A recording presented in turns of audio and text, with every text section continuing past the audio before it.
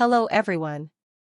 In this video, we will guide you on how to enable or disable checkboxes to select items in Windows 10. The checkmark or checkbox on icons is a feature in Windows that allows users to select multiple files and folders quickly. On Windows 10, this feature is known as item checkboxes. When this feature is enabled on your computer, all icons on your desktop and files/folders in File Explorer will have checkboxes on them. This feature is handy for touchscreen devices. Non-touchscreen device users can also use this feature to select multiple items without pressing and holding a control key. When you move the mouse cursor to an icon, a checkbox appears. Clicking on them, you can quickly select.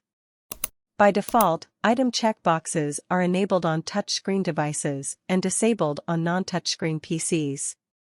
If you prefer this checkbox, you can allow it on a non-touchscreen computer, and if you don't want to use it on a touchscreen laptop, you can disable this feature. How to add or remove checkboxes from icons in Windows 10 using File Explorer.